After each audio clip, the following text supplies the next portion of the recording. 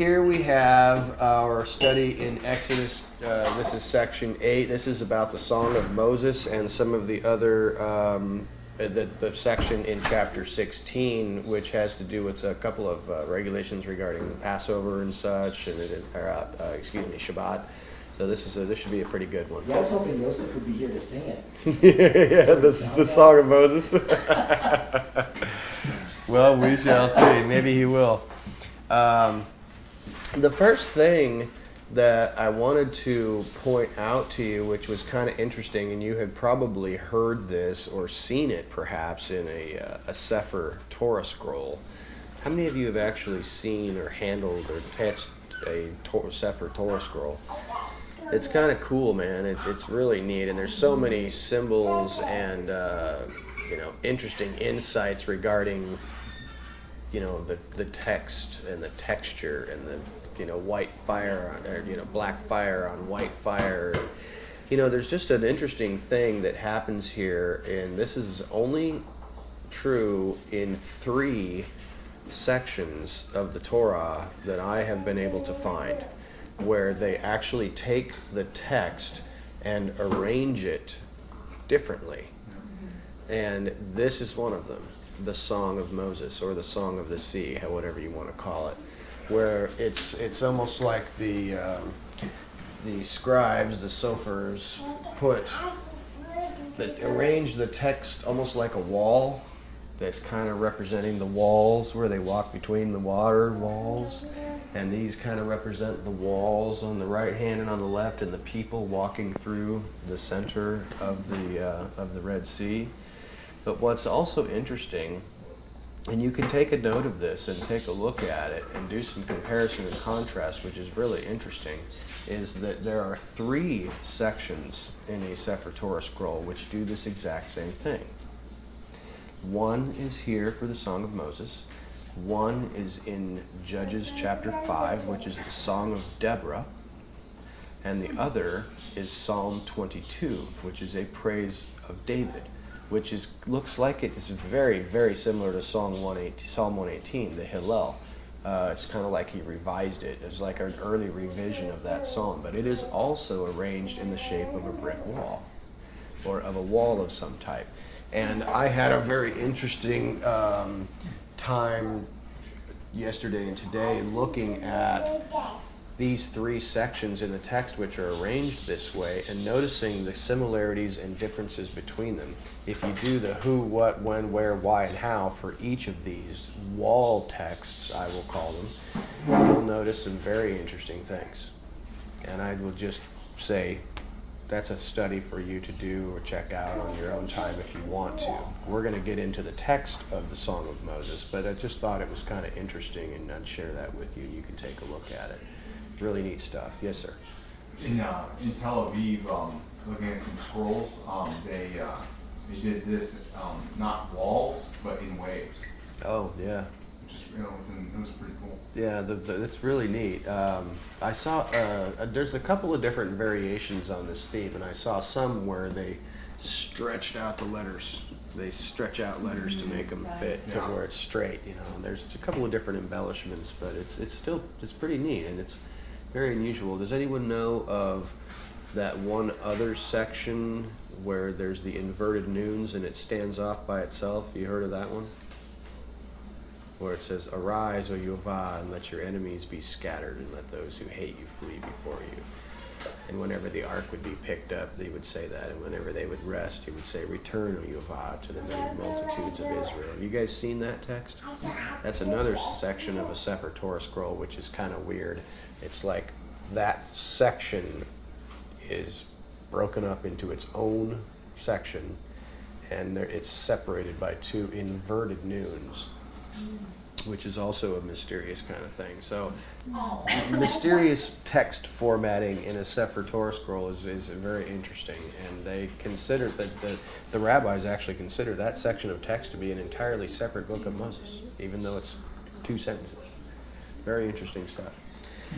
So let us then move forward into the text of Exodus 15, which is the Song of Moses, and I will read that for you.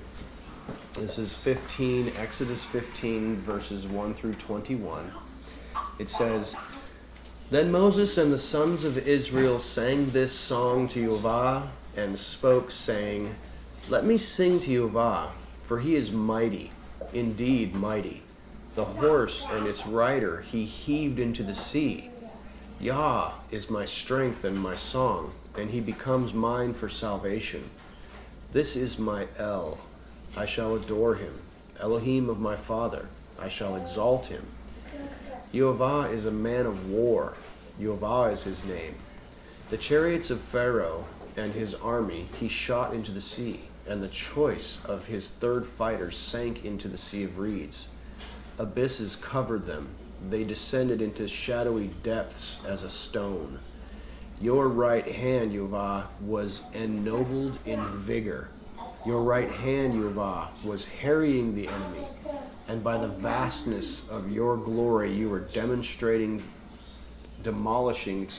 those rising against you. You were sending forth your heat. It was devouring them as straw. And by the wind of your anger the waters were uncovered. The floods were stood up as a waterspout. The abysses were congealed in the heart of the sea. The enemy said, I shall pursue, I shall overtake, I shall divide the loot. My soul's desire shall be fulfilled on them. I shall unsheath my sword, my hand shall evict them. You made a breeze with your wind, the sea covered them. They submerged as lead in the noble waters. Who is like you among the Elohim? Yehovah. Who is like you, ennobled in holiness, fear-inspiring in praiseworthy deeds, working marvels? You stretched out your right hand, the earth swallowed them up. You guided in your kindness this people you have redeemed. You will conduct them by your strength to your holy homestead. The peoples have heard, they are disturbed. Travail, it has taken hold of the dwellers of Philistia. Then the sheiks of Edom are flustered. The princes of Moab quivering took hold of them. All the dwellers of Canaan are dissolved. Dread and awe are falling on them.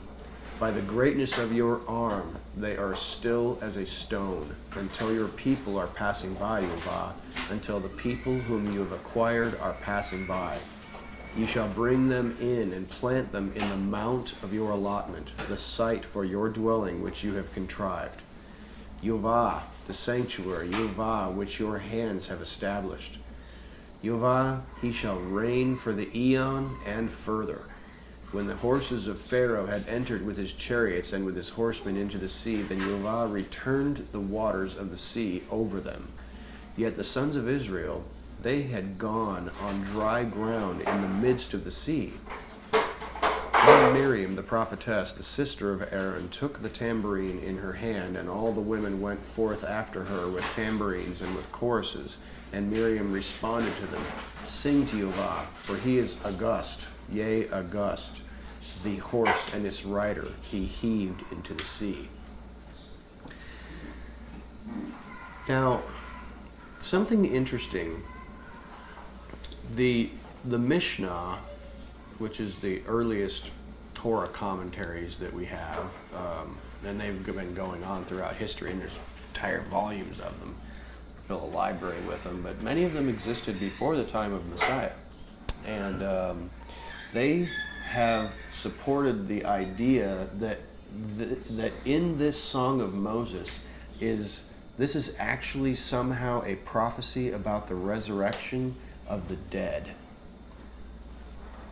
And I'll come back to that in a moment. And they also say in their teachings that this song will be sung at the final redemption.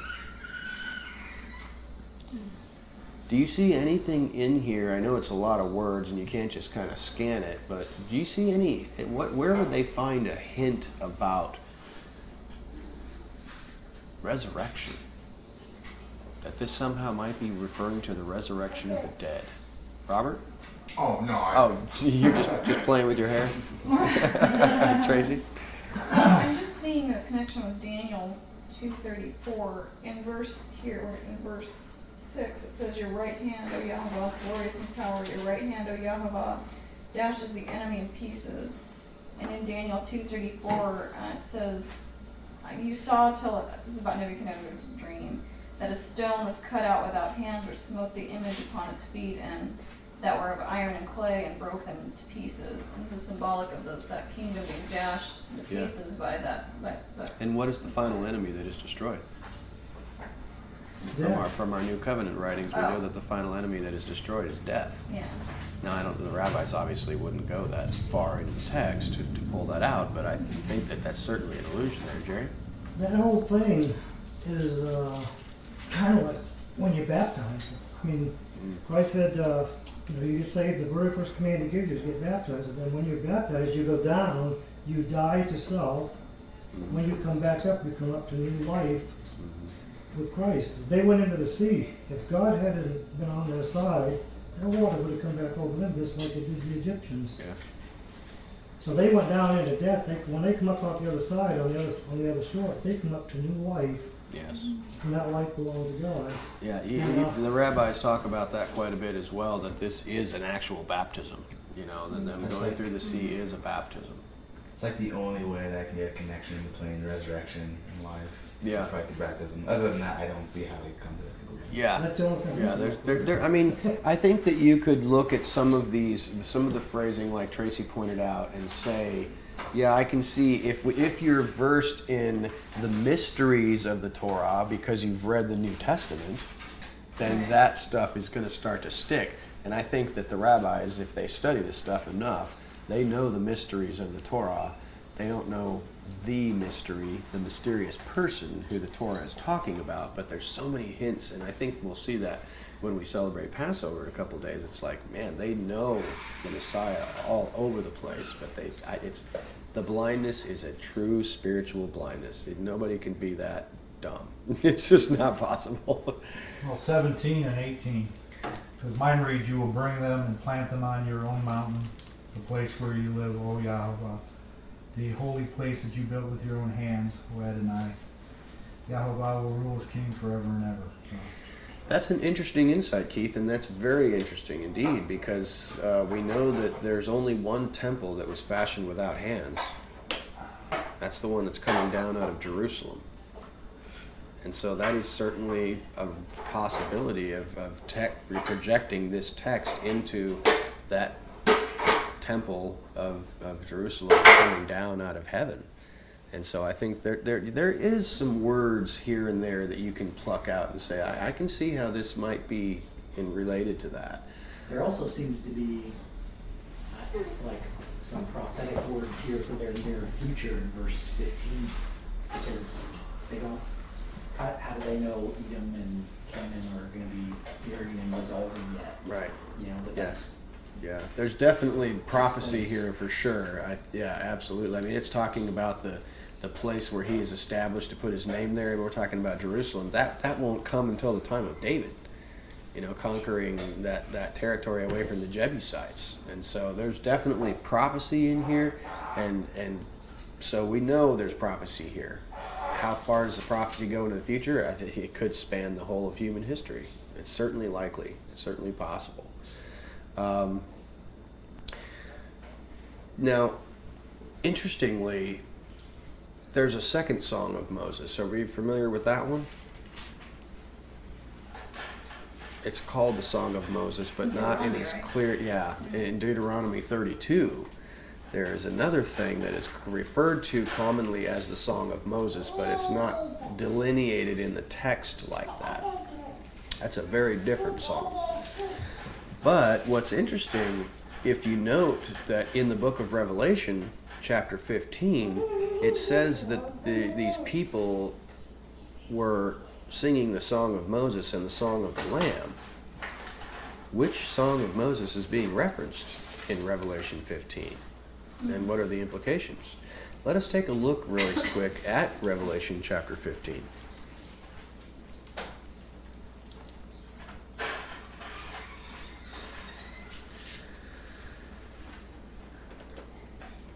So starting in Revelation 15:1, it's not a terribly long chapter, but I'll just read that. It's and we'll try to relate it here. It says, "And I perceived another sign in heaven, great and marvelous, 7 messengers having the last 7 calamities, for in them is consummated or completed the fury of Elohim.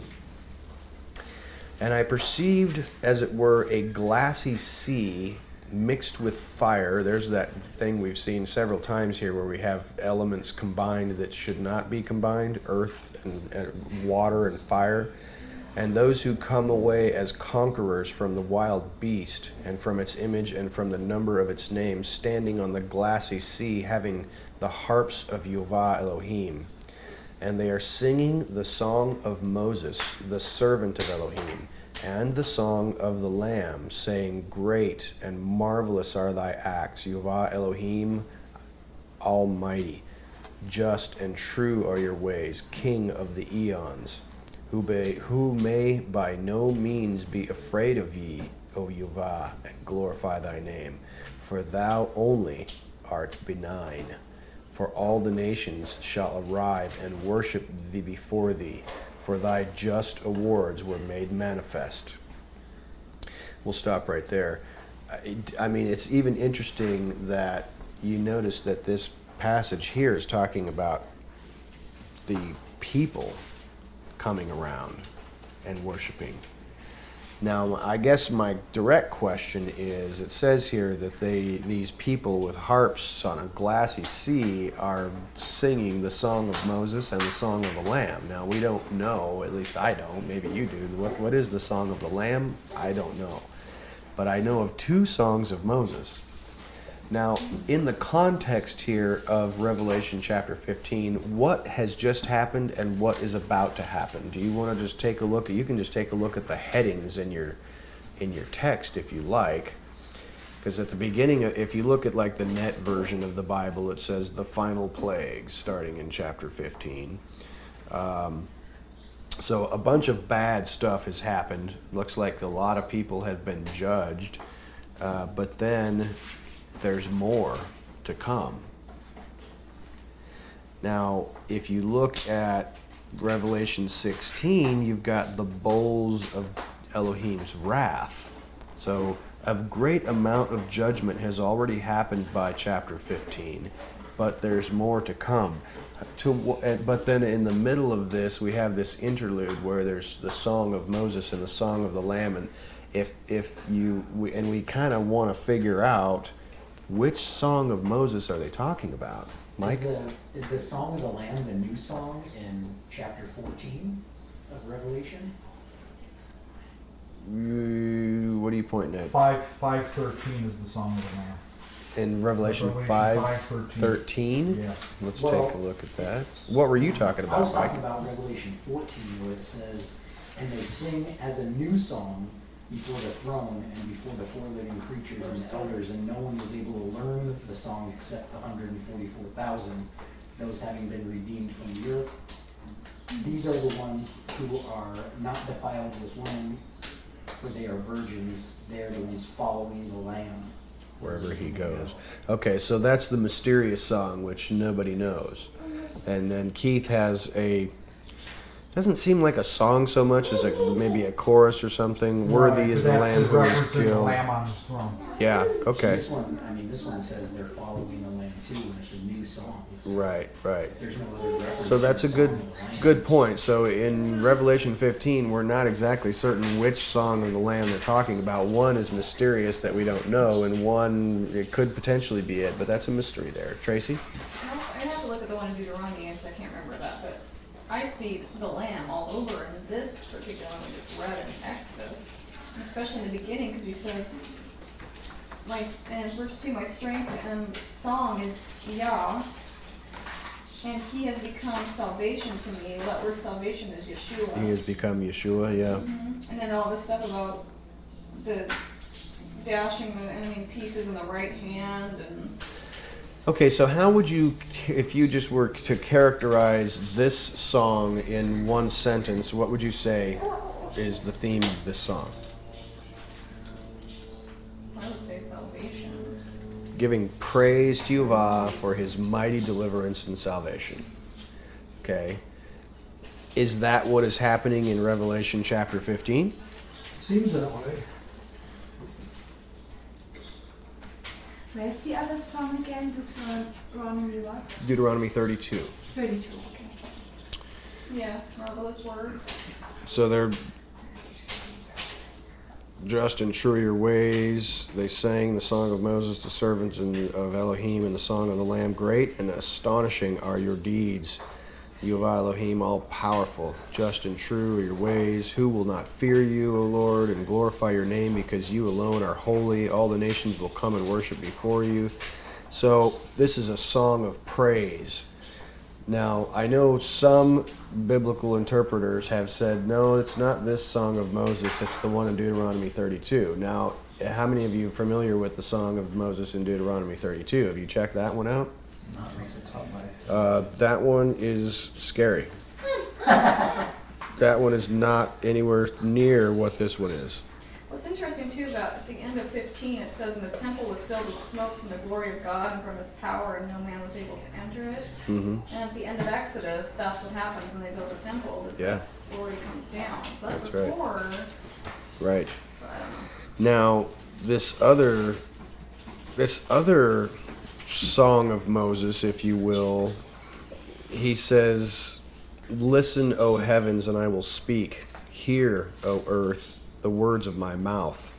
My teaching will drop like the rain, and my sayings will drip like the dew, as raindrops upon the grass and showers upon new growth. For I will proclaim the name of Yehovah. You must acknowledge the greatness of our Elohim. As for the rock, his work is perfect, for all his ways are just. He is a reliable Elohim who is never unjust. He is fair and upright. His people have been unfaithful to him. They have not acted like his children. This is their sin. They are a perverse and deceitful generation. Is this how you repay Yehovah, you foolish, unwise people? Is he not your father, your creator? He has made you and established you. Remember the ancient days. Bear in mind the years of past generations. Ask your father, and he will inform you, your elders, and they will tell you. When the Most High gave the nations their inheritance, when he divided up humankind, he set the boundaries of the peoples according to the number of the heavenly assembly. For Yehovah's allotment is his people. Jacob is his special possession. But Yehovah found him in a desolate land, in an empty wasteland where animals howl. He continually guarded him and taught him. He continually protected him like the pupil of his eye. Like an eagle that stirs up its nest, that hangs over its young, so Yehovah spread out his wings and took him, lifted him up on his pinions. Yehovah alone was guiding him. No foreign Elohim were with him. He enabled him to travel over the high terrain of the land, and he ate of the produce of the fields. He provided honey for him from the rocks, and olive oil from the hardest of rocks, butter from the herd. But then it goes on in verse 15, talking about Jeshurun became fat and kicked and thick and stuffed, and he deserted Elohim and the rock that made him. And this is a praise to the power of the Almighty and his faithfulness, but it's also a strong condemnation of the people who have seemed to have kicked Yehovah to the curb. So I can't make any clear determination about which of the songs of Moses is being referenced in the book of Revelation, chapter 15. Does your spirit within you seem to indicate one over the other as just a pure song of praise? Is there more to come in the finishing verses and the finishing chapters of the book of Revelation where Elohim's own people are judged, Keith? The first song was truly gratitude for what they've just been through.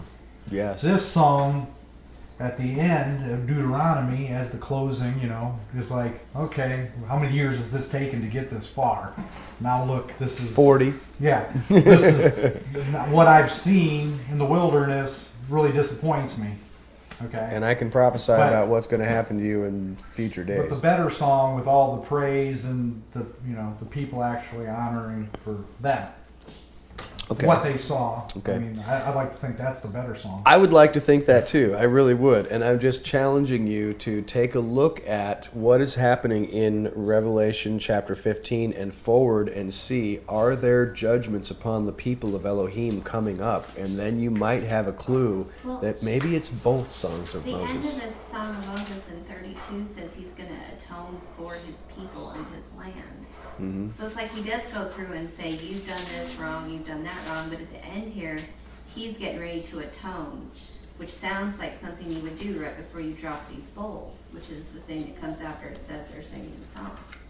So you have good indication I that think perhaps it's- it's I think referring it's to this one. the Song of Moses in 32, Deuteronomy 32. Jerry? I believe that probably the sound of thunders have happened this time too. I don't know. Because it looks like it's getting ready to be one of the 7 bowls. The 7 bowls of the judgments against Israel. My understanding, that's Jacob's trouble. Mm-hmm. Mm-hmm. And so there's a lot more bad things coming to Israel's way. The world is going to partake of them too, but You know, something that is brought up a lot in the teaching of the book of Revelation, and this is traditional Christian teaching about the book of Revelation, is that, and I have heard this a lot, and maybe you have as well, is that there seems to be a bunch of judgments against the world and against the gods of the world and against the evil people of the world.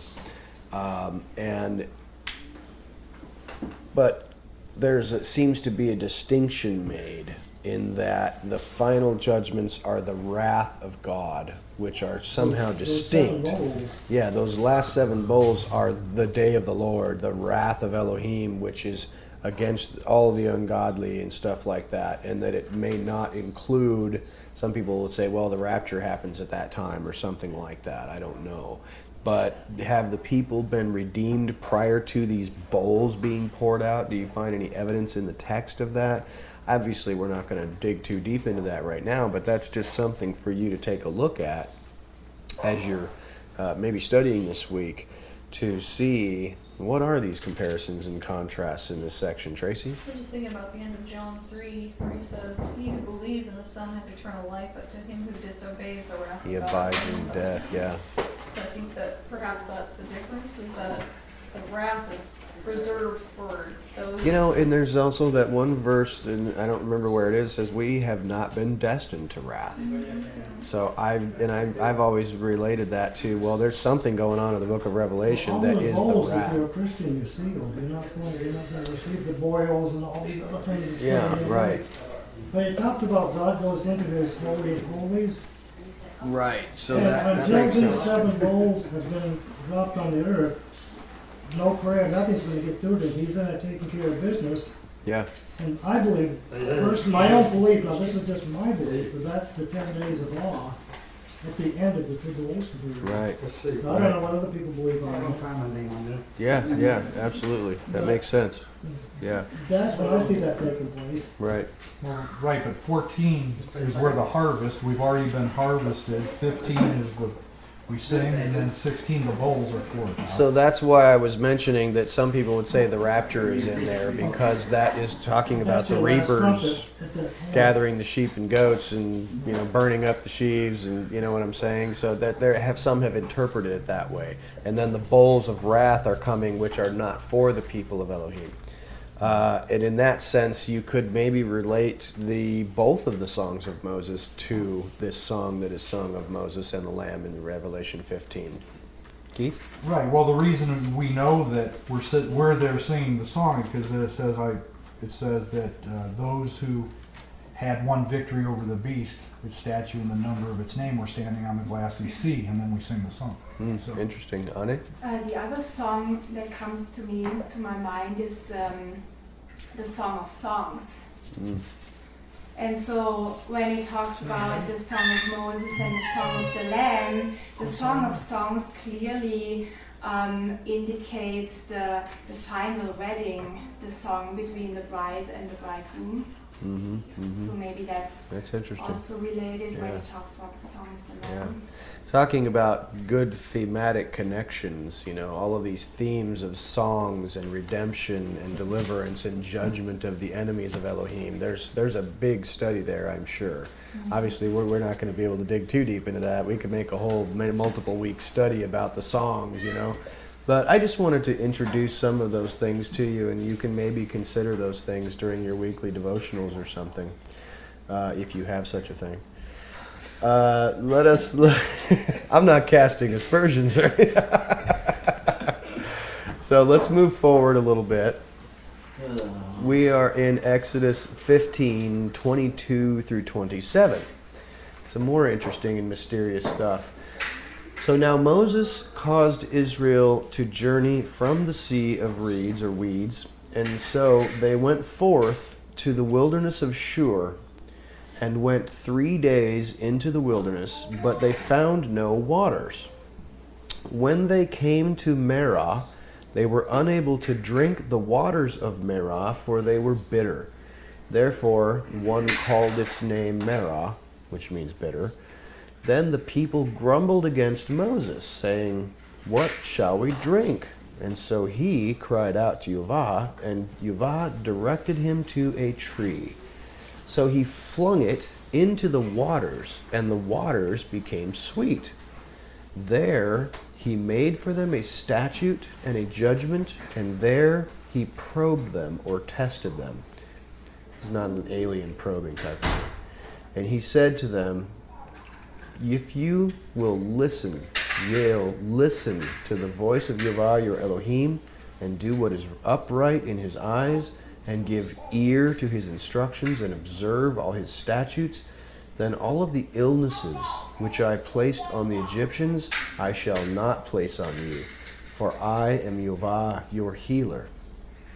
Then they came to Elim, and there were 12 springs of water and 70 palms there. So they encamped by the waters. Now, what's interesting here, I have a question for you. It's kind of one of those riddle questions, but were the waters bitter because the people were bitter, or were the people bitter because the waters were bitter? You catch my meaning? They were bitter all the time. Everyone was bitter. I just, Salty, yeah. Well, whether it was turbid waters or salty water, I'm not sure. Either one would be bitter for sure. But I just have the people are bitter and the water is bitter, and I'm wondering which come first, the chicken or the egg, so to speak. Well, no, I'm sorry, go ahead. Well, I have to say, I mean, it's stated before that the people were already complaining about something, and the waters were bitter by the time I got there, so I'd have to say both. Yeah, Mike? I don't know, just as we were talking about this, it kind of came to mind again that sometimes water is referred to as the word, washing the water of the word, Yeah. and that salvation is sweet, Yes. and sometimes those words are bitter. Right. So Right. we've got this tiny scroll that's sweet as honey and Right. bitter Right. in the belly. Yeah.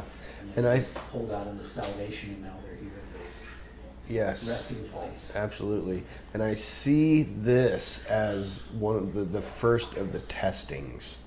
When they were standing on the other side of the Gulf of Aqaba and see the chariots coming, they were afraid. That was not exactly a test. I mean, I suppose it was. They were being tested and they freaked out, and Moses told them, "Be quiet. You don't have to do anything. You just stand there and watch and see." They didn't grumble necessarily. Well, they said, "Hey, did you bring us out here to die where there are not enough graves in Egypt?" I don't know that was grumbling in a test necessarily, but this definitely seems to be, there he tested them and made a statute for them. Do we have any idea of, I hear a lot of different theories about the timeline of this journey, so does anybody have an opinion about, like, when this was from the time that they actually left Egypt? Well, it actually says in the next verses that is the second month. It is almost exactly 30 days That they left, right? since they left. Since they left Egypt, or since they left Since this they place? since they left this place. Well, when they arrive at the wilderness of Sin, I believe is in chapter 16. You're going to see them say this is in the second month, 15th day. So that's 30 days have passed. Now, my understanding, and this is a little bit of a timing issue, and you can agree or disagree, and I'd like your opinion on it, frankly.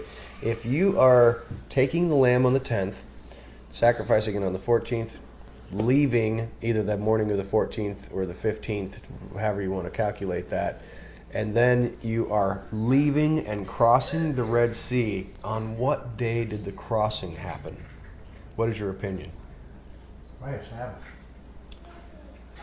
I think it's the day after Sabbath, the Feast of First Fruits. Oh wait, well you're right. I think they were there on the Sabbath.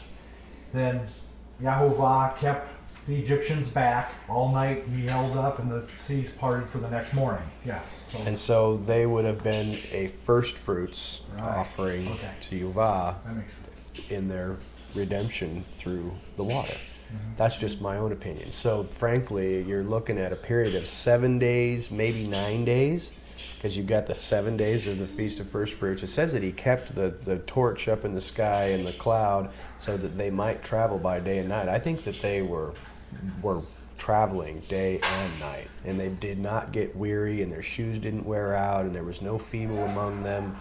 I think that they were actually traveling continuously, and that when they reached the Sea of Reeds, that they went through the water on the Feast of First Fruits and became a first fruits offering of the whole earth as his established nation, the first fruits of all nations.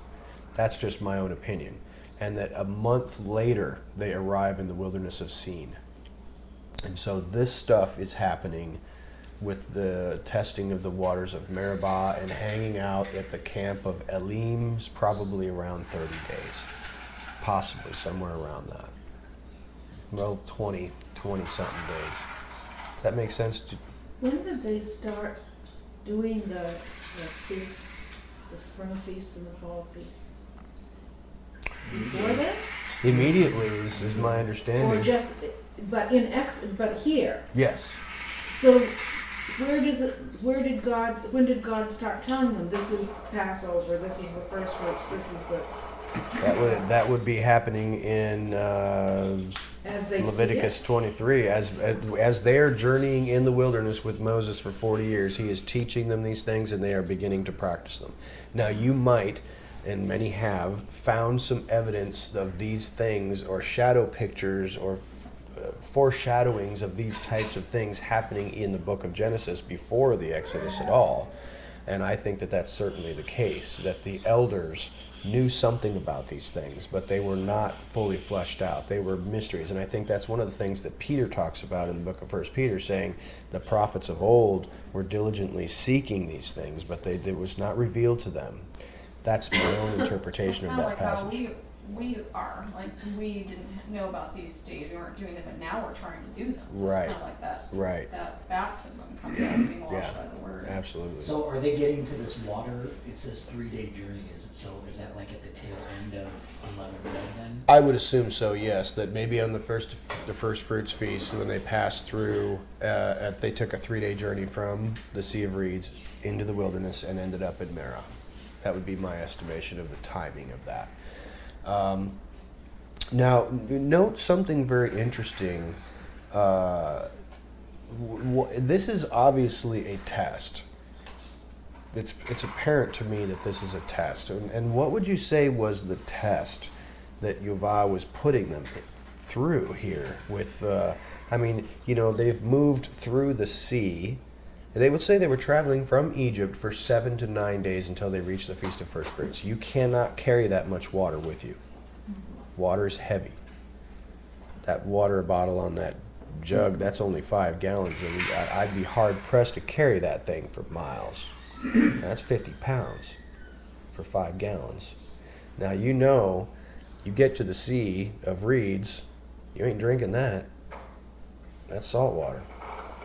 Now you're going 3 days journey into the wilderness, and this is a rough wilderness. You guys have seen the pictures. This is not an easy place to be. They've got to be in some real difficulty here. What is the deeper spiritual meaning of this test? They're being tested concerning water. And they find water, but it's bitter. Do you see anything in that? Knowing, as we have discussed on several occasions, just as Mike and Tracy, I think, pointed out, that water is representative of something. How is he testing them? What is the deeper meaning of this test, Tracy? Well, it's just something that I'm seeing right now. I don't know if it's what you're looking for or not, but is that, so he showed him, the people are crying and rebelling and being bitter apart. Mm-hmm. And he cries to Yahovah, and Yahovah showed him a tree. Well, the word showed is yara, which is to teach, like the root word of Torah. Yeah, I got that written here. It's interesting in verse 25 that Elohim directed Moses to the tree. The verb is yara, which is easily translated as teach, and is also the root for Torah. Right. How do you teach Moses about a tree? So if this tree being thrown into the waters, and the waters represent people, which I think in this case they do, Mm-hmm. that this tree is Messiah being thrown into this water, making it sweet, the word, making the waters sweet. And then he says, this is where he made a statute and ordinance with them and tested them. And then he says, if you listen to my voice and you do what is right in my eyes and you hear my commands and you keep my word, I will not put these diseases on you. And that reminded me of when he gives the command for the tzitzit and says, wear these tzitzit to remind you to do my commands. Mm-hmm. And then when the Messiah is wearing, I'm going the wrong way. I think that's what we're seeing here in Matthew 14:36 is that all the people searched for him that they might only touch the hem of his garment, and as many as would touch him were made perfectly whole. So these diseases being removed from them if they keep this word. Yeah. So I don't know if that's, Yeah, absolutely. It seemed- Absolutely. Oh, go ahead. Well, no, it's interesting because she brings up the point that, yeah, so now, and you sort of glance over, you read over it, set down laws and rules for them to live by, but you're here, we're looking forward to going to Sinai, but he's already imparting wisdom upon Moses to give them, but there's not much detail here. Yeah, that was one of my other questions here, is that it says that, what is the statute and the judgment that Yah made for them here? That was my question. Same with Abraham. You know what the rabbis say? That the statute and the judgments that he inculcated into them here is about the Sabbath. He taught them the Sabbath at this point. Later on, it's all about the Sabbath. And coming right up is talking about the Sabbath, and that's certainly possibly why they say, when it says he taught them statutes and judgments, and then the next thing you're talking about is a Sabbath, that's a foreshadowing. That's certainly possible. How would how would this relate to Sabbath? Do you have any idea? I don't have any idea about relating to Sabbath, but I feel like Yahweh was trying to show them a picture of, as water is a reflection of, we see a reflection in the water. The hearts were bitter, and I don't know. Overall, with the testing, I feel like it's a test of Abraham to call him out and just to follow with that faith. Because pretty much all the commandments, you have to have faith to do them, or you're going to rebel. Yeah. And so, on overall. Absolutely. And I think if you look at it from a concrete base level first, we're talking about water. We're thirsty. You cannot live without water for more than 3 days, approximately. You've all heard the sayings. So this really, on a base level, has to do with them trusting in Yehovah for their physical needs. And because you, of course, know that the very next test that's coming up has to do with food. Water and food. That's a good point, because that's what I was going to say, because it seems like they always hit these stumbling blocks, and who do they have to look to? Through Elohim, Moses finds a solution, but they're always complaining that this is something that they've been, So what is this that they are struggling with? Well, they're struggling with actually surrendering the things to Yahovah that he'll take care of them. Their flesh. Right. They're struggling with their flesh. You know what's interesting, and I heard this week, it was kind of an interesting, I apologize, Tracy, I'll be right with you. If you look at, you've got two spiritual tests. Pharaoh represents the kingdom of darkness. the kingdom of the adversary, and that Yehovah frees you from that, brings you out of the kingdom of darkness. You baptized, first fruits offering, brought into covenant. Then all of a sudden we have all these physical tests with water and food. What's with this stinking bread? And then he goes, well, we want meat, Remember when we used to sit around the flesh pots, well, I'll have meat coming out of your nose. And you're struggling against your flesh. And what happens immediately after these testings of the flesh? They get attacked by the Amalekites. Seems to me, and some of the things that I have read, is that Yehovah delivers you from the kingdom of the enemy, but then you have a continuous road that you must work through to defeat your own flesh. And that the Amalekites are a punishment when you do not conquer your flesh. I mean, if you look at the word Amalekite, it means the ones who lick up. And you notice what they do. Every time, I've read about the Amalekites several times in the book of 1st and 2nd Samuel, what I've been reading with the kids for the last couple of weeks. Those Amalekites are raiders. They want to steal your stuff, steal your women, steal your children, steal your food, and then party. And David had that city sacked, and they stole David's 2 wives and everybody's families. The Amalekites stole everything. And they came upon the camp of the Amalekites, and they were partying down with all the stuff they had stolen. The Amalekites are fleshly road warriors. And they were used as a punishment against the people because they could not get their flesh under control. So we have being delivered from the spiritual realm, and we must deliver ourselves from the fleshly realm. And we're going to continue to see these fleshly temptations and the people learning to overcome their flesh.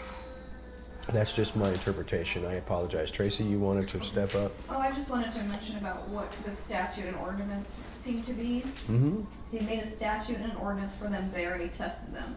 Yeah. So the word statute is appointment, commandment, law. So the statute is if you listen carefully to my voice and do what is right in my eyes and keep my commands. And then the ordinance is actually judgment, mishpatim, which means judgment. Right. Then this is the judgment. I will not put all the diseases on you that I put on Egypt. So it seems to be the if and If then, yeah. Which Yeah. leads to the other side of the coin. If you don't, then I will. That's right. Ane, did you want to throw something out there? No, I just found it very interesting what you said. I think it has to do with this test with the flesh, overcoming the flesh, which is the first thing after overcoming, leaving Egypt. Yeah. Is overcoming the flesh. Mm-hmm. And I'm not sure. I also think it is related to healing, because he goes into healing. He says, "I am Yehovah who heals you," and overcoming, like, I will not put the diseases which I have brought to the Egyptians. So just part of the restoration and healing has to do with overcoming the flesh. Yeah. Excellent point, Jerry. When you jump ahead about 40 years to Deuteronomy, just before they actually do cross over the promised land, God makes another covenant with them. Mm-hmm. And he says, okay, if you obey my commandments, do what I tell you to do, all these blessings are yours. If you don't want to do what I tell you to do, All the curses. drop Yeah. dead, because you're going to have a lot of misery. And a lot of them are physical, and there's plagues mostly and physical. judgments against your body and against your children. Not, you can't give birth to children. Your crops don't grow. These are, earthly things. Yeah, absolutely. It's pretty much the same thing all over again, only 40 years later. Yes. Yeah. Absolutely. So earlier, Jerry had mentioned the 7 bowls, and we kind of talked about whether or not that was something we'd be partaking in. You don't want to. Right. Yeah, absolutely not. And Tracy had just read this piece about, the Egyptian plagues would be on the people. Right. So, was it the last 7, right? Mhm. That they were separated from? Was it the last 7 or was it the last 6? That's what I was thinking. Well, I think it started at the flies and lice, right? Is when he said, "I'm separating from the Yes. ocean." Right. Yeah. So that would That would have been at the, 6th. And the 7th is the hail. so how many total were they? Well, no, we had the plague of the livestock. They were saved from or delivered from 4 out of 10. No, they were hit, with 4 out of 10. Because that seems to be the common wisdom, and definitely in certain cases we can say that for sure. But I think it starts with the plague. They were definitely affected by the waters turning to blood. They were definitely affected by the frogs Lice. and the lice.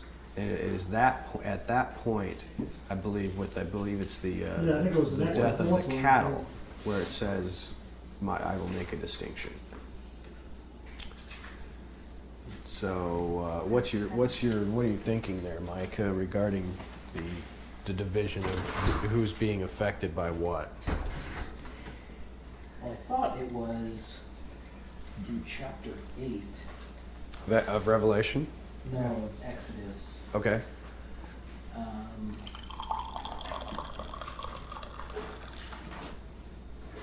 Well, the fourth one, he And the said, houses of the Egyptians will be full of swarms of flies, and also the ground on which they are, and in that day I will separate the land of Goshen with my people, resting on it. And that's the first, according to your interpretation, that's your remembrance, that's the first one? no, that's the fourth. From the fourth on, they were separated. So that's 7. That's 7. You're right. Makes The sense. first 3 they weren't, and the last. I just didn't know if that was a mirror to these 7 bowls.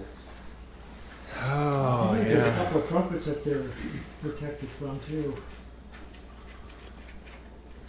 What, Yeah, Revelation? interesting. Yeah. Just ready to read it to you as well.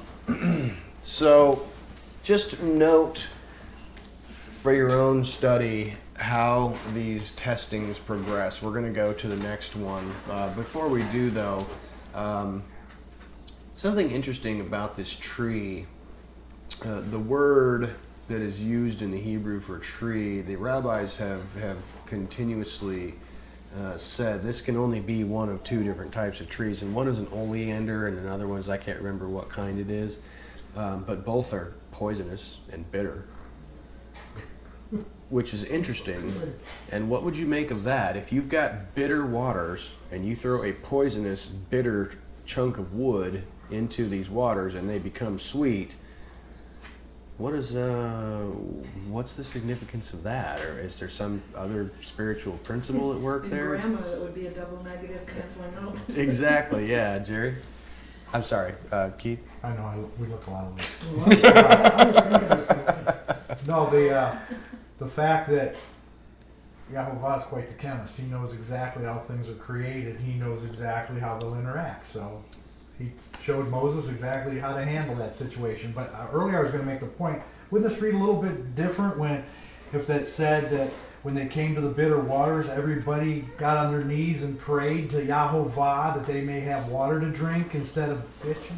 Instead, Okay. or Wouldn't that he this would be a show them different- what to a do. different story here? It would have been a completely That they different finally, story. after everything they've seen, have faith in Yahovah? If that was their attitude that early on in the wilderness experience, it wouldn't have taken 40 years to get to Canaan. Frankly, I am stumped when I read these things because it doesn't make any sense to me when I see all of the things that Yahovah did for them and how he made distinctions in the plagues and how they were, crying out to Moses, "We're going to die. You should have just left us in Egypt." And hey, why did you bring us out here to die? There's no tree and there's no food to drink. And hey, why didn't we remember when we used to sit around the flesh pots in Egypt? We're all going to die. It's their lack of faith is simply stunning. And Yeah, but we got all of Scripture, and look at us. Exactly. and that's what's so frustrating also is that it's Because so I look in the easy. mirror and I think, Grace, what is your problem? It's very easy to see do this that. so easy now among the community today. It's like Yeah. everybody's complaining Yeah. about this or that. Yeah. And What are we Moses even complaining says, about today, Tracy? well, anything. Cars. There- Give me some yeah, examples. Life, anything. I wish I had Life, this or- politics, But the not thing enough is, money. Moses tells them, your complaints are not against me, your complaints are against Yahovah. And that is exactly what we do today when we complain against Each other, Each other. or the situations that Yahovah has placed us in to learn something. Right. or to minister in some way or to do the job that he set us to do, and we complain about it. I am not saying that we are any better than our ancestors. In fact, I think the Torah states repeatedly that we are not, which is also sad because it seems like nothing has worked. Even with the Messiah coming and putting the Torah in our hearts, we don't seem to be any different. What is going on here? Is the program failing? Once we get to a certain point in our walk, we start to see these things then.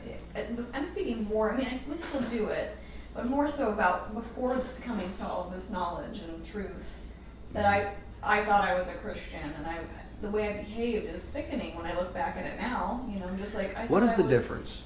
And I don't mean you know, go into personal.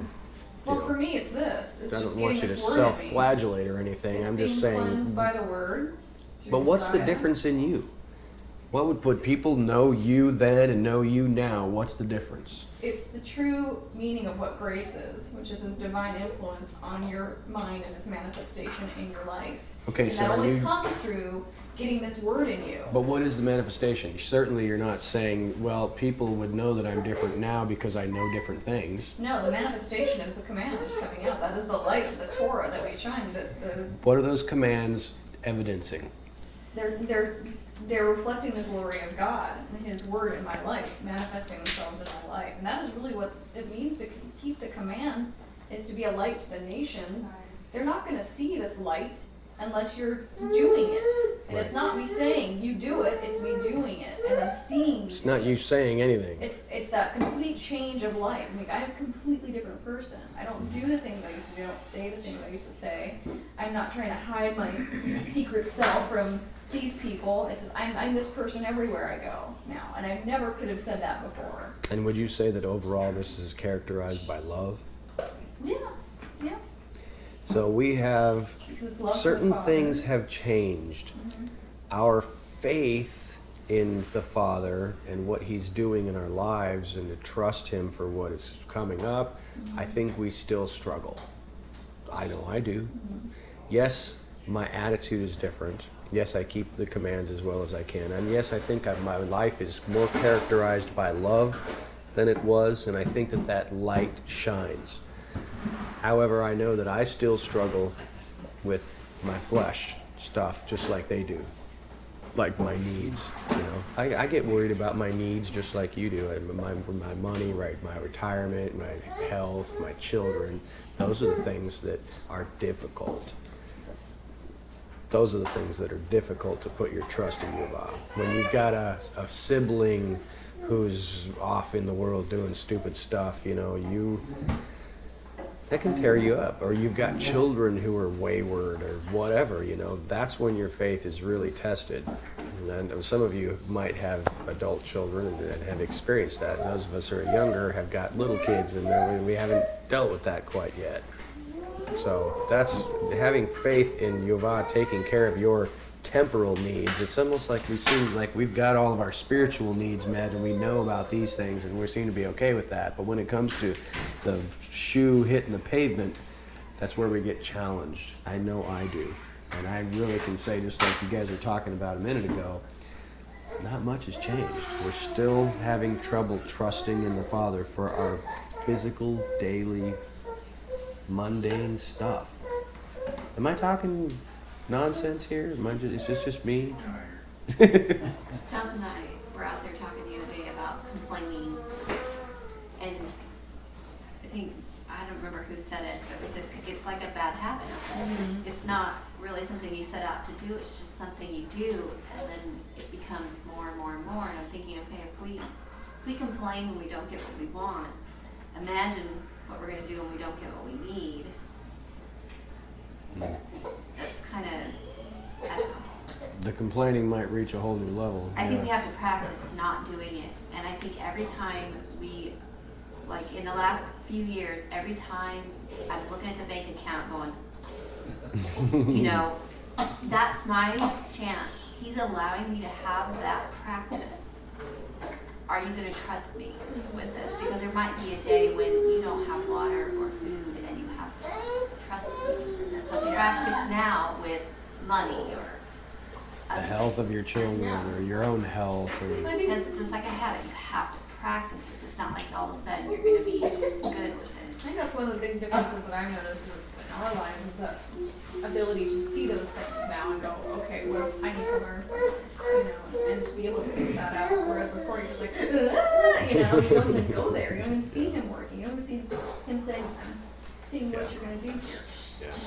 I don't make that. Well, give us an example of that. Mike has his own frustration noise. That's awesome. I'm going to move forward just a little bit to Exodus 16. So we're starting now in Exodus 16. So they journeyed from Elim, and the whole congregation of the sons of Israel entered into the wilderness of Sin, which is between Elim and Sinai, on the 15th day of the second month after their going forth from the land of Egypt. Then the whole congregation of the sons of Israel grumbled against Moses and against Aaron in the wilderness. And the sons of Israel said to them, "Oh, that we had died by the hand of Jehovah in the land of Egypt, when we sat over the flesh pots, and when we ate bread to our satisfaction. For you have brought us forth to this wilderness to put this entire assembly to death with famine." Then Jehovah said to Moses, "Behold me causing bread from the heavens to rain for you. When the people will go forth, they will pick up a day's matter in its day, that I may test them, whether they will walk in my Torah or not. And it will come to be on the 6th day, when the people prepare what they are bringing in, that there will come to be a duplicate amount over that which they are picking up day by day." And so Moses and Aaron said to all the sons of Israel, "This evening, then you will know that it was Jehovah who brought you forth from the land of Egypt. And in the morning, then you will see the glory of Jehovah, since he heard your grumblings against Jehovah. What are we that you are grumbling against us?" And Moses said, "Since Jehovah gives to you in the evening flesh to eat, and bread in the morning to satisfy, when Jehovah heard your grumblings which you are grumbling against him, then what are we? Not against us are your grumblings, but rather against Jehovah." Now, note here, and this is part of what I threw out to you last week as a potential study that you do as you continue to watch these testings, is how does the Father react to their lack of faith? How has he reacted so far? He solves their problems. He doesn't punish them. No. He doesn't come down on them. He simply solves their problems. There's nothing negative said. I know you're grumbling. He points out, I know you're grumbling, but he doesn't punish them. He doesn't come down on them. He simply solves the problem. Just watch that pattern. Would you say that their grumblings are misplaced? Why are they grumbling against the messenger? Is that inappropriate? I mean, who's in charge here? Yahweh is, but I think there's something about physical.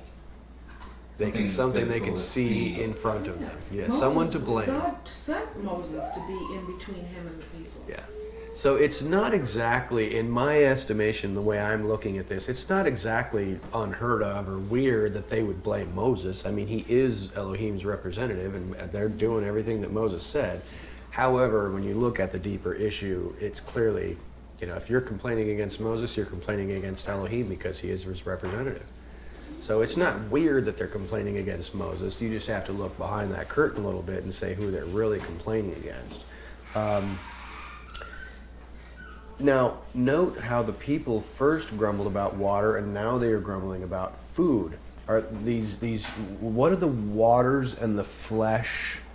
The food, the bread, you can say the bread that came from heaven, the flesh that they're going to eat, the water. I mean, we know about these things from the New Testament. Yeshua really talks about these things. What two spiritual principles here would you say are involved with water and bread? Well, And we've talked about this before. sure. And I I think what's interesting is like, if you read through the Torah, you see something other than this piece about picking up the bread and twice as much on the sixth day. Right. It almost implies that he's doing this to see if they're gonna walk in his Torah, the complete Torah, not just this one rule. Right. And this word rate is, this rate that they pick up is Mhm. debar, which Yes. is Word. Right. Right. So Absolutely. he wants them to do this daily to see whether or not they're gonna walk in this word. Yeah, and I think that is such a clear point that it's so important. Kind of coming up right here in this next section is about, I give you a day's worth. I mean, that is so critical. He doesn't allow them to store up a bunch of stuff. He gives them 1 day's worth of bread. Why would he do that? You have to trust every single day. You can't store up and say, hey, I can put all my worries aside now. I've got enough bread to last for a week. No, he makes you rely on him every single day. Tracy? Well, I might have mentioned this when I read chapter 5, or I might have wanted to wait, but this thing he just said, it mirrors exactly what Pharaoh says to them when they were gathering in Egypt. Which thing is that? So he says here, I will rain from heavens, the bread from the heavens for you. People shall go out and gather the matter or word of a day in its day, so that I may test them whether they're walking my law or not. Yep. And then we go back to Exodus 5:12, and this is Pharaoh, and the people scattered in all the land of Egypt to pick up stubble for straw. And the slave drivers were demanding, saying, finish your work, the matter, word of a day in its day, as when there was straw. So when they're gathering for man, they're gathering straw. It's Which the man's word. is burned up, according to Paul. Right. Yes, and then they're gathering this precious word of God.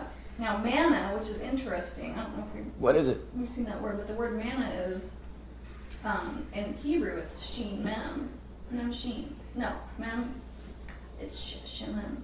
Mem noon. Okay, there it is. It's mem noon, so it's just man. It's actually in the Hebrew. And I've made this connection with the 10 virgins and how they're collecting enough oil, and the oil can very easily be connected to the word. Yeah. And then when you look at the word for oil, it's shemen, which is sheen men.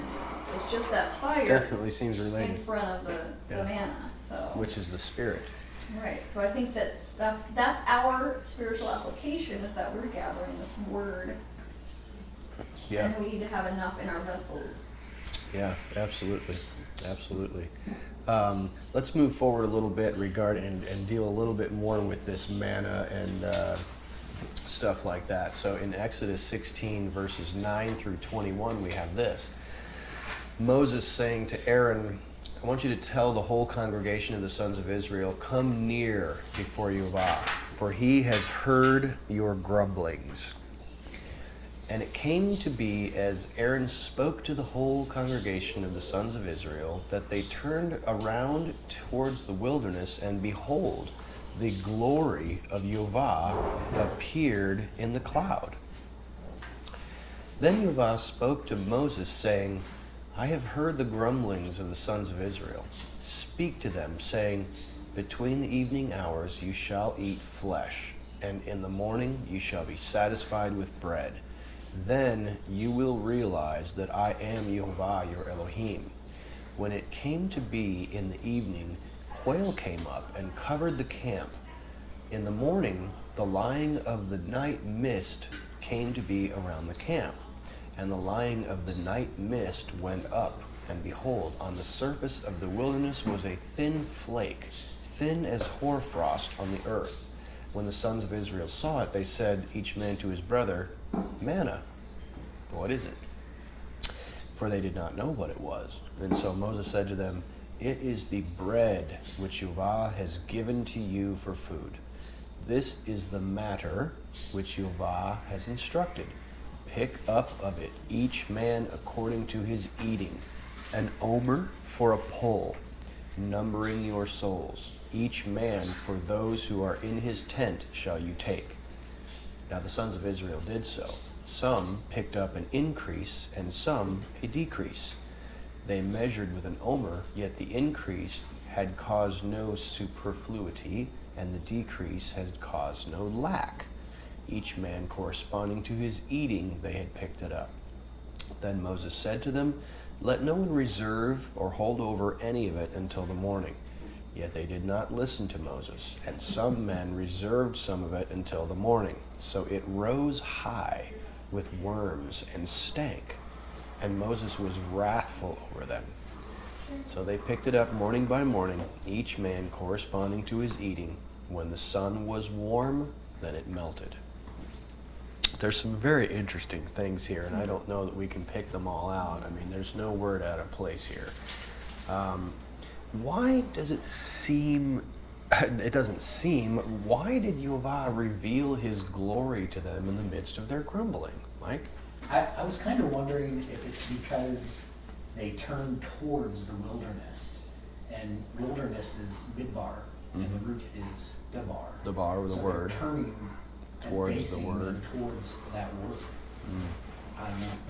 It's an interesting thing. The timing just seems conspicuous. It's like here they are in the middle of grumbling, and it's like all of the glory of God appears. It's like, that's kind of strange. Because it happens as he's speaking to them, right? Yeah, yeah. Yeah. I can only think of when Paul was referencing in our weaknesses when we find his strength, and that's when his strength is best. That tends to So this is, I think that's a good point, and one that I would agree with, is that it seems like he's being gracious. This is just another demonstration of his grace and mercy in the midst of your, I mean, they needed encouragement, didn't they? Apparently. I mean, I know, he's giving them bread from heaven and quail to eat, and they're having difficulty believing, and he's being gracious. So now, not only does he doesn't even seem to, he says, "I've heard your grumblings." And so he gives them a sign, revealing his glory. True graciousness. Tracy? I think there's also something else. Well, there's always something else, but There's always something else But in he says that I'm there. going to give you the flesh to eat in the evenings, or it's that mixing of light and dark, and it's when the sun is going away. So Right. you eat the flesh in the evening, but in the morning, Boker, when the sun is rising, you eat my word. And that's what you always hear him saying in Scripture. I call my prophets rising early. I call him early. Seek me early. So it's something about coming to him first part of your day, giving him the first part of your day, and seeking him early. The true bread that he wants to give you is going to be found. Yeah, I like that. I like that. You go, boy. Jerry? Okay, as the great king of the universe, he's You- picked Israel to be his... Oh, I thought you were talking about yourself. As the great king of the universe, allow me to give you my opinion. He has picked these people to be his bride or he's going to make a nation of them. Uh-huh. And the responsibility of the king, if he is a righteous king, is to meet the needs and take care of people. Yeah. Now, if the people rebel so many times, then he has to bring judgment against Punish, the people. yeah. But right now, he's in that meeting the need mode. Right. I don't think it's been going on long enough for them to have really gotten too mad in there. Yeah. But that's right. coming. Right, absolutely. Absolutely. I was hoping Yosef was going to be here because every time he reads something that says morning and evening, he goes, this one's the opposite. Yes, it is. Adi? Yeah, I really think this is about Yahuwah wanting the people to get to know him. And he says that a few times, I do that so that you may, So they the know. people may know Yeah. that I am Yahuwah who brought them out of Egypt.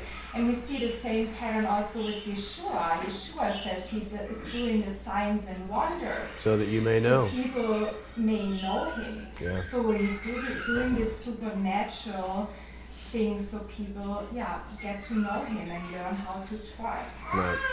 That reminds me of, I don't remember which book it's in, you probably can tell me, but the Jews seek for a sign and Greeks seek for wisdom. Where's that from? Okay. Okay, I'll take your word for it. Yeah, that, and people have, us in the Gentile world, in the nations, have said, you see those dirty Jews, they got to have a sign, because they just won't believe, but we just need logic. I don't think that was meant as a slam saying, unless you see signs, you simply will not believe. I think they were trained to seek signs because the Father told them to. He showed them signs, and he said, this is how you test a prophet. If he gives you a sign or a wonder and it doesn't come to pass, then you'll know he's a false prophet. I mean, that's not a judgment. They have been trained to seek supernatural things. Their God is powerful. He does these type of things. He reveals himself in the middle of the wilderness in his glory. So I don't think that's a slap against them. How would you relate this manna with the true bread from heaven, and would you apply any of the characteristics of this manna to the Messiah, and how would those two relate? Any basic principles there?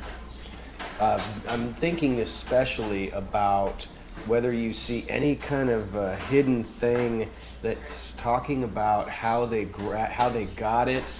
Some picked up a whole bunch but found that they didn't have any extra. Some picked up very little and found that they didn't have a lack.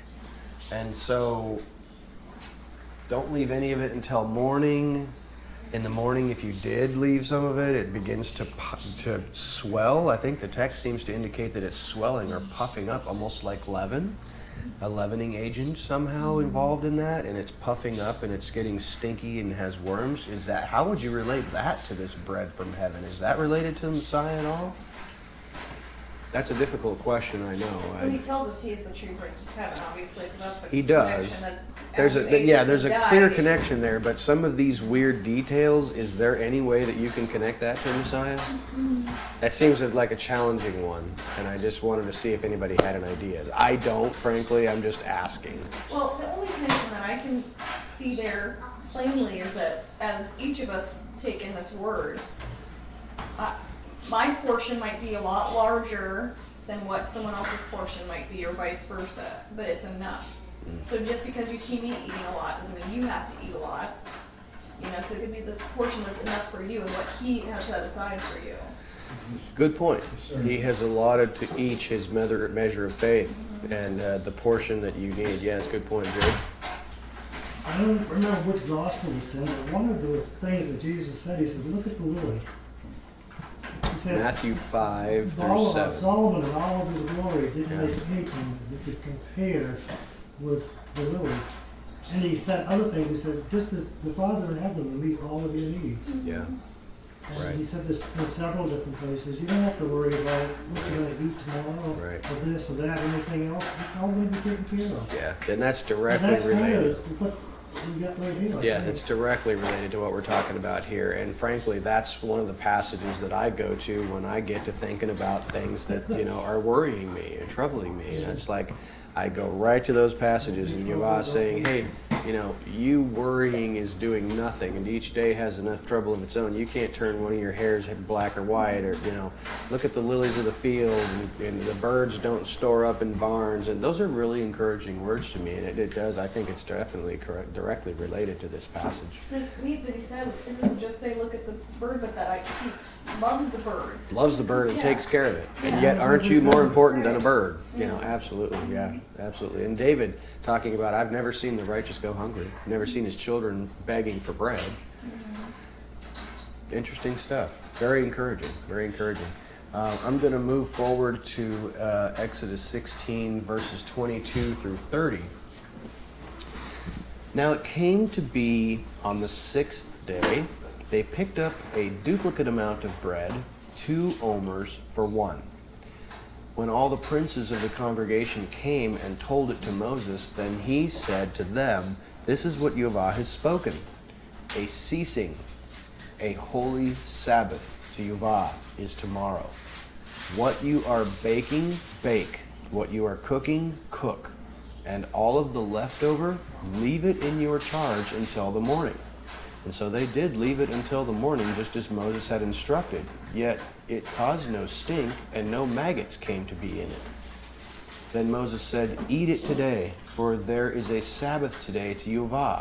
Today you shall not find it in the field. 6 days you shall pick it up, yet on the 7th day, the Sabbath, none shall come to be on the ground. And it came to be on the 7th day that some of the people went forth to pick it up, and they found none. Hence Yehovah said to Moses, how long will you refuse to observe my instructions and my Torah? See, for Yehovah, he has given you the Shabbat. Therefore, he is giving to you on the 6th day bread enough for 2 days. Be seated, each man in his place. Let no one go forth from his place on the 7th day. And so the people stopped on the 7th day. Interesting that just something that just occurred to me in verse 27 where it says, and it came to be on the 7th day that some of the people went forth to pick it up and they found them. Does that sound like the virgins? I was just gonna talk about that, yep. They went out searching on the Sabbath day and they found none. That is a thematic connection. You want to follow that through, Tracy? From digging in that parable, at the end he says, watch therefore you do not know the hour or the day that I come, which is a reference to the Day of Trumpets, which is a Sabbath day. I think so, yeah. So if they're out there, they need to have enough, because if you're gonna try to go find it in the field, which I think is what the 10 virgins were doing, the 5 foolish virgins were doing, Right. is trying to find in the field like these guys were, and it's not there. So it's almost like saying, search for Yehovah when he may be found. Right. Because you're not going to find him on the Sabbath day. You're supposed to be... How long are you going to refuse to walk in my laws? Exactly, yeah.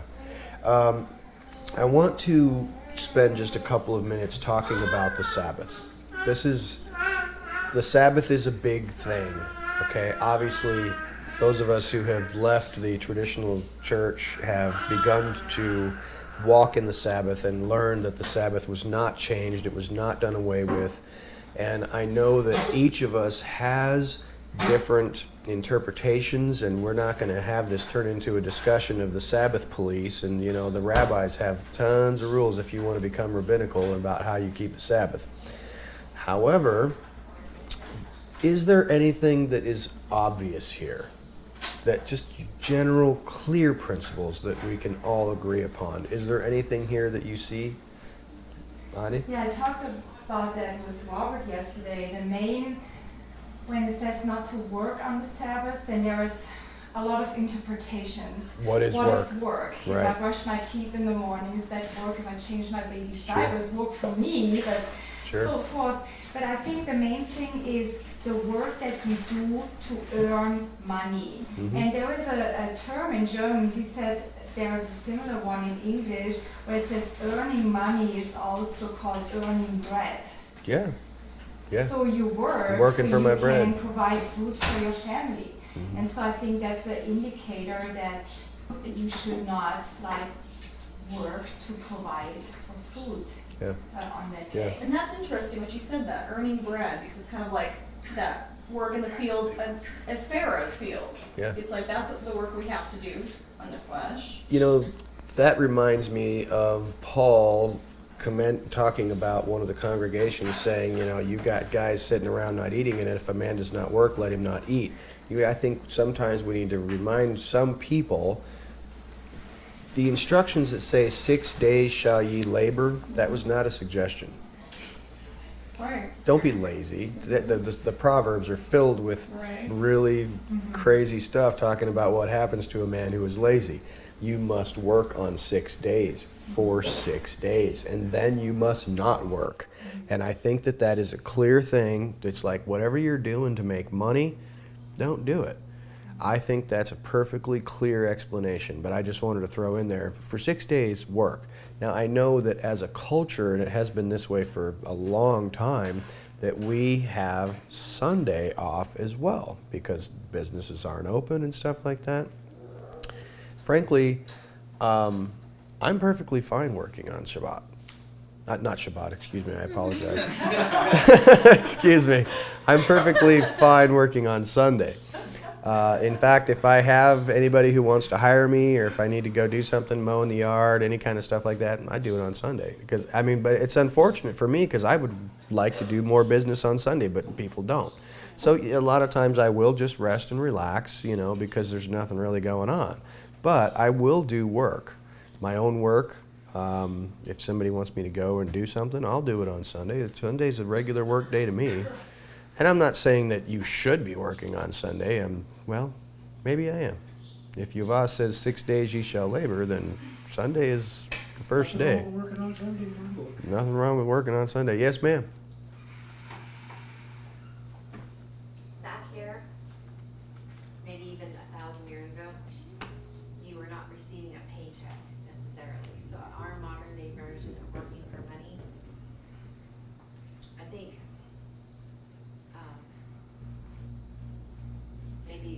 that to providing for your family. Because we can say, well, technically we're not getting a paycheck, but then that leaves out all the women who don't have a official job. Right. How are we gonna observe the Sabbath? Yeah, absolutely. And I think, and some people do, and I know that this is a really big one in the Hebrew Roots movement, and it's certainly a big one in Judaism, where, and I think it's clear in this text, and I know that many of us don't do it, and I don't know whether I'm going to encourage you to do it or not, but they don't cook on Shabbat. And I think part of the reason is that that's a special thing for the wife.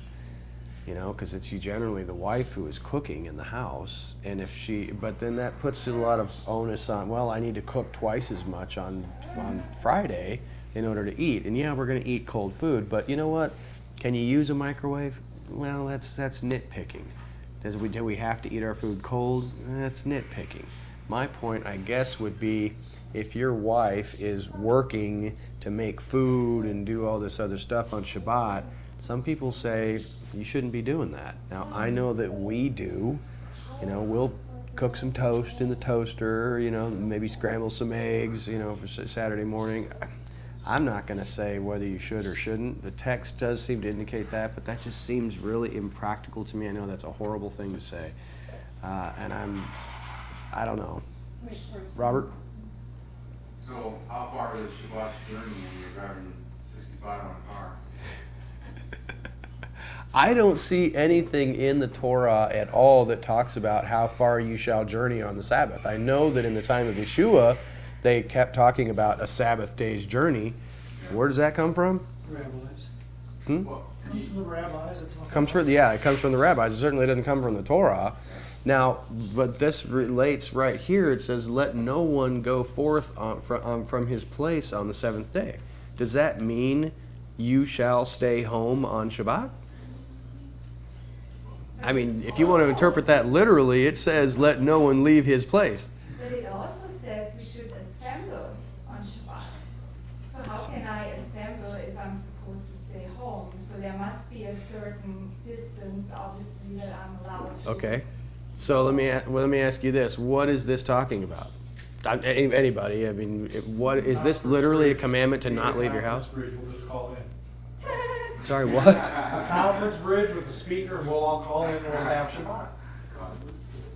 You could. You My could. understanding on that Sabbath day, I mean that how far you can go on the Sabbath, is when they was in the wilderness, the person that lived the furthest away from the tabernacle, Yeah. which was about a half a mile, I think. Could travel to the They could tabernacle. they could travel to the tabernacle. That was considered And that's- a Sabbath day's journey. And that's totally legitimate. That's fine. I would accept that. That's fine. But I don't see anything in the Torah that says you can't travel, No. except for this right here. Now, how is this tailor-made for this specific thing and is a one-time commandment? It's like you guys are out looking for food on Shabbat. Stop it. Stay at home. It's like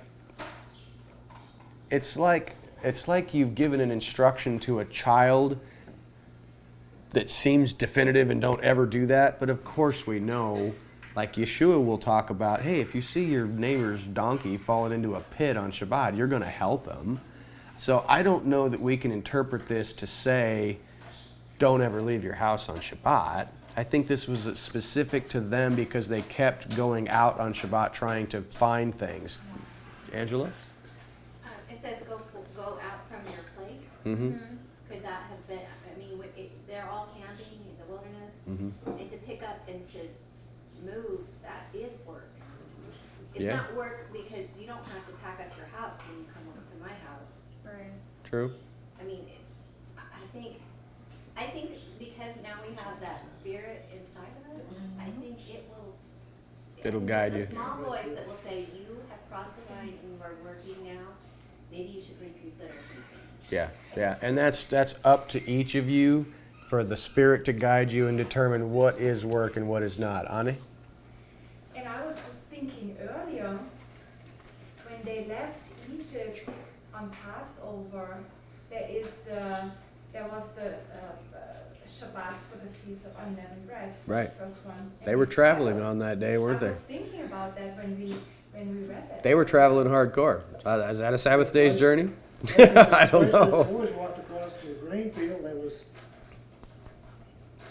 Plucking the heads? Getting the food out of the grain. Yeah. What they call it. Right, Of course, they were used to harvesting on the Sabbath. Right, right. About 100 different things, but yeah. So- I Absolutely. think that if I do a load of laundry on Sabbath, I'm gonna get struck dead.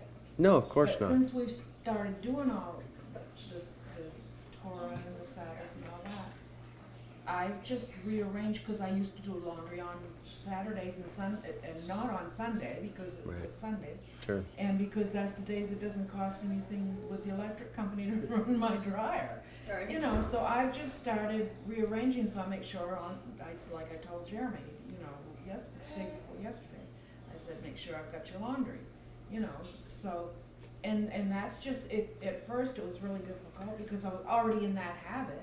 Yeah. So now to just change the days. Yeah, right. I think it's an awful lot of it's the hard attitude. Yeah, I agree. And do you find so you're saying that you're not doing laundry on Shabbat anymore? I love Shabbat. Does that- Get my nap, I do. Yeah, What I want. Shabbat is great for a nap, absolutely. So are you finding that is more restful for you to not have to deal with that? Yeah, because with the arthritis, folding clothes is a Yeah, chore. okay. Gracie? I just noticed something I hadn't noticed before in verse 29 that says, "See, because Yahweh has given the Sabbath to you, therefore He is giving to you 2 days of bread." That reminds me of Mark 2:27. Messiah says, "Sabbath was made for man." He's giving this Sabbath to you as a gift to you, and also with this going out of your place. I mean, if we are this spiritual temple being built, this is my place.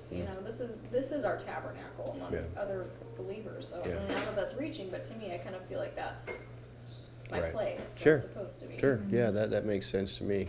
That makes sense to Can I me. say one more thing? Oh, please do. So to support kind of how it's our spiritual, and it's up to you what you believe is work and isn't. But if we were to take this literally, then where's our double portion on Friday, so that we don't have to do anything? We don't have to work. See, so you can't take it literally. If you do, take it all.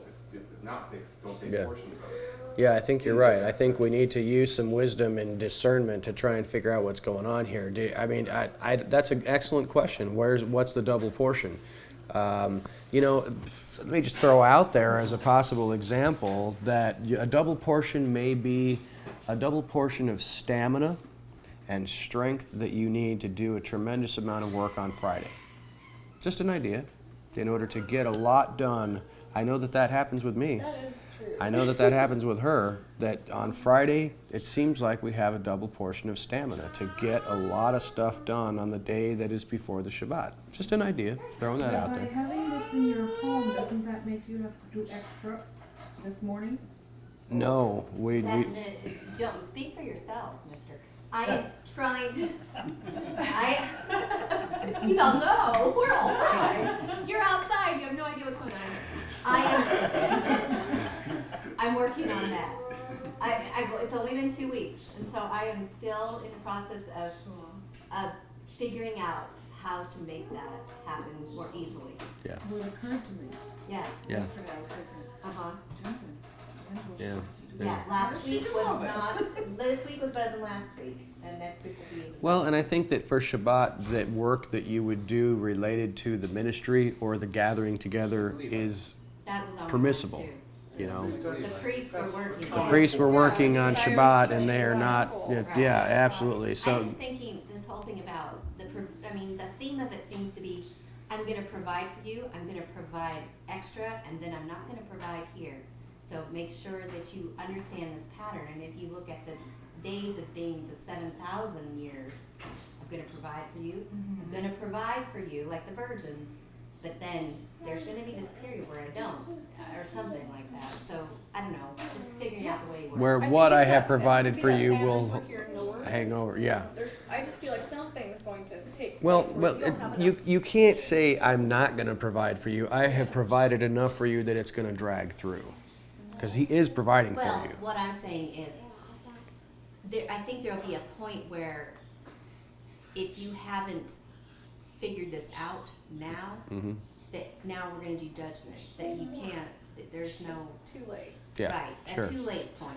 And that's totally the parable, because it's like that door is closed and he says, I don't know you. Well, when other time did he say that is when he says the people will come to me and say, I cast out demons in your name. And he says, depart me from me, I never knew you, you who practice lawlessness. Mm-hmm. So are you going to walk in my law or not? I Right, think that's the... right. Ani? Yeah, I think there's a spiritual principle about if we keep the Sabbath, I believe that Yahovah is going to bless the work of our hands that we have done for the 6 days. Yes.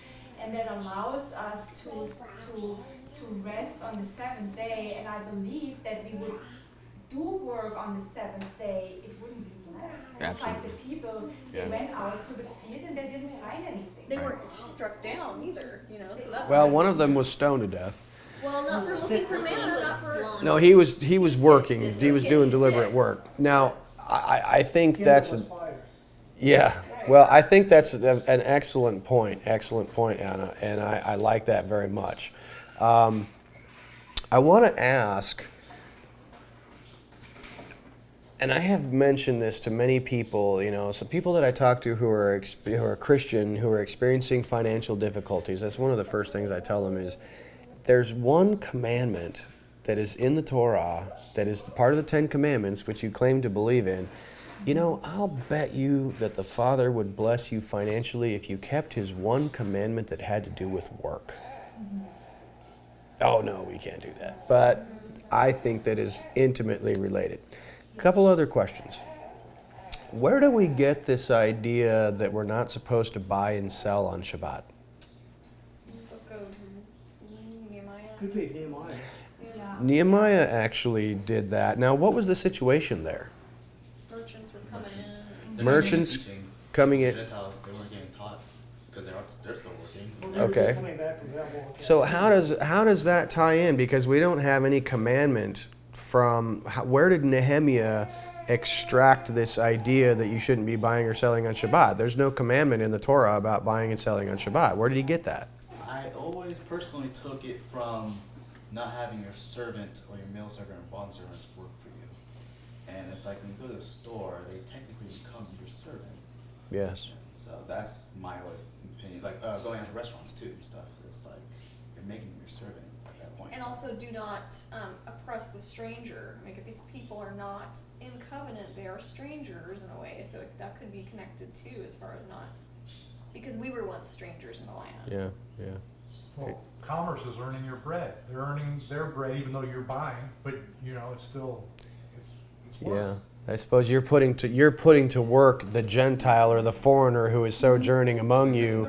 If you are going to them and having them serve you, and then you're paying them, they're earning their bread. I see. Okay, so I see then how Nehemiah came up with this idea of you shouldn't be doing commerce on that day. Okay, that makes sense. Are there any others that you think are applicable but are not rabbinic and kind of weird, you know, like flicking light switches or something? Well, they have the elevator thing, you know that, right? I do. Yes, I On do. Sabbath, Is it elevator more stops work? at every floor. Is it more work to push a button or climb 12 flights of steps? What? Right. It's more work to climb 12 flights of stairs than it is to push a button.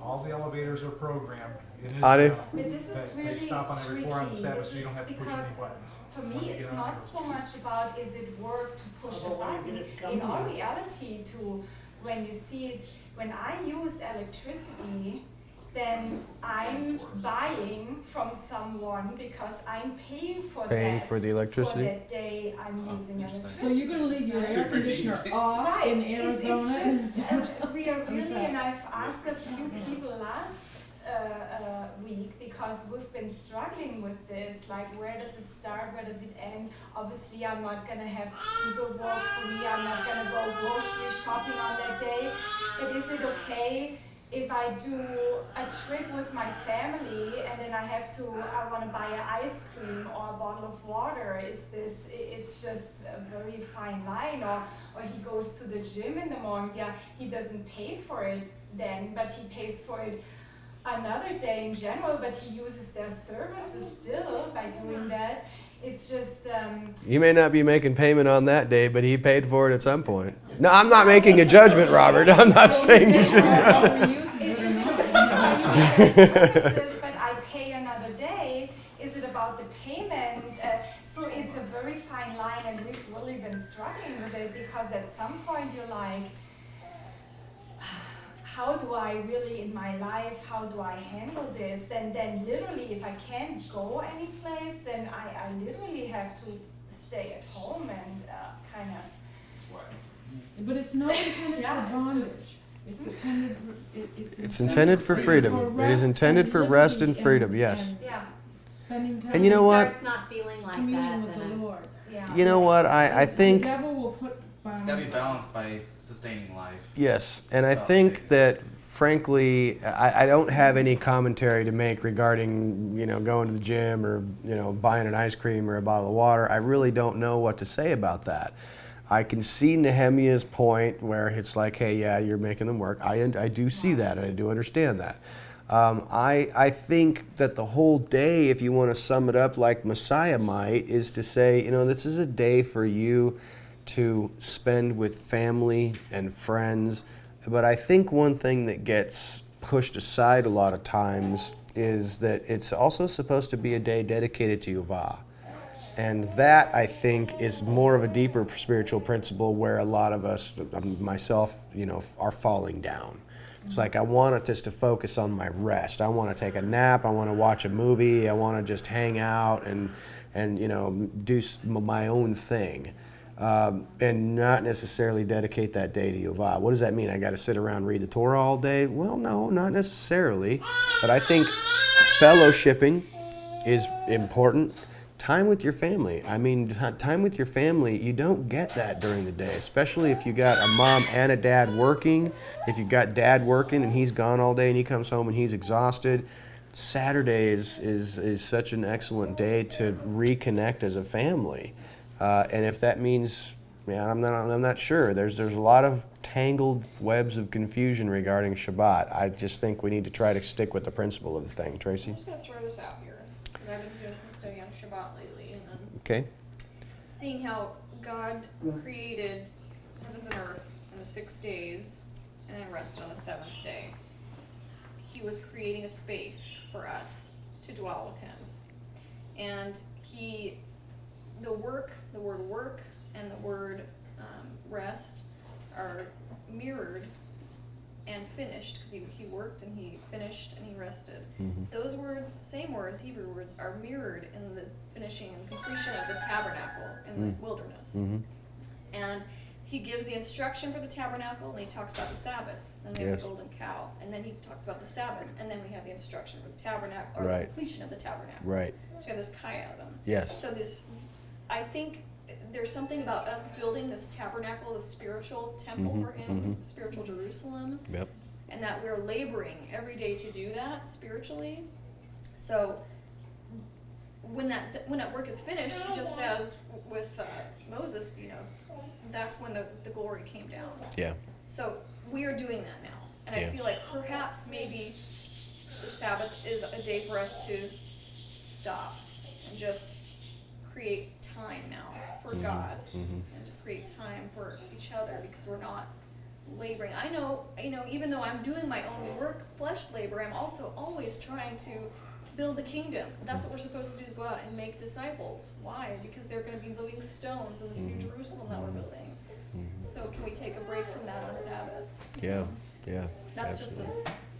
And I kind of wonder off of what you're saying there in John when he talks about,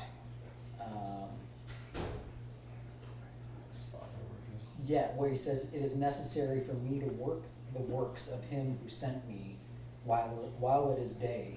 Night comes when no one is able to work. Mm-hmm. Mm-hmm. While I'm in the world, I'm the light of this world." Mm-hmm. So what principle are you extrapolating? I mean, he's not saying I'm going out and laboring in a field or working. He's working a certain kind of works, the works of the Doing the Father. works of the Father, right? Just Okay. what we're doing. Yeah. But do we ever stop doing that, really? But I do think, Sabbath's a day to come together and just say, you know. And if we piggyback off of this parable of the virgins, where it was too late at some point for them to collect this word or this They oil. couldn't give them. The wise one says, I can't give you mine now. Right. Right. So that could be part of it too. Yeah. Yeah. Keith? This is from Isaiah, and it's 58, 13 and 14. If you stop trampling on the day of worship and doing as you please on my holy day, if you call the day of worship a delight and Yahweh's holy day honorable, if you honor it by not going your own way, by not going out when you want, and by not talking idly, then you will find joy in Yahuwah. I will make you ride on the heights of the earth. I will feed you with the inheritance of your ancestors, Jacob. Yahweh has spoken. That's a very interesting passage, and I have used it to flog myself repeatedly. What's the reference again? Isaiah 58. 58, 13, and 14. However, and in order to mitigate your distress, I'll reference you to a conversation that Tracy and I have had in the past regarding this, that there is a possibility that that is not referencing the weekly Sabbath, but is instead referencing... That's why I sent you the Day of Atonement, but it's still It is connected, and I'm not saying it's completely disconnected, but I know that we can beat ourselves up on that day, about, if you're seeking your own pleasure, because believe me, I've got plenty of times when I'm seeking my own pleasure on Shabbat. But I think that more importantly, and perhaps more key, is that there's some talk there about the Feast of Atonement and the fast of atonement. And that pleasure is keyed back in the beginning of the chapter when he's talking about what their pleasure was. Right. It's about them Didn't we fast and eating the browbeating. yeah, It's about exactly. eating So that's a discussion for another time, but I'll just caution you to don't beat yourself with Isaiah 58 regarding the Sabbath day. Somebody wants to talk to you, buddy. So I believe this is the end of our little section here. This is Exodus 16, 31 through 36. The sons of Israel called this stuff manna. It was as a seed of white coriander, and its taste as cakes with honey. And then Moses said, "This is the word which Jehovah has instructed. Take the fullness of an omer of it as a charge throughout your generations, that they may see the bread which I gave to you to eat in the wilderness when I brought you forth from the land of Egypt." And Moses said to Aaron, "Take one urn and dispense therein the fullness of an omer of manna, and leave it before Jehovah as a charge throughout your generations, just as Jehovah has instructed Moses." And so Aaron left it before the testimony as a charge. As for the sons of Israel, they ate the manna 40 years until their coming to the land indwelt. The manna, they ate it until their coming to the fringe of the land of Canaan. Now an omer is a tenth of an ephah. What does it mean that an omer of manna was kept before the ark as a charge? What is before the ark? Is that in the ark? Is that next to the ark? Is that with the ark? What is your opinion about that? Frankly, the first question is, what is inside the ark? The 2 tablets of stone are the only thing in the Hebrew language that says are inside the ark. Where's the rod? The rod, the manna, and that stuff says actually the text says it is placed beside the The ark. word here says in the face of, so In it's in front of somehow.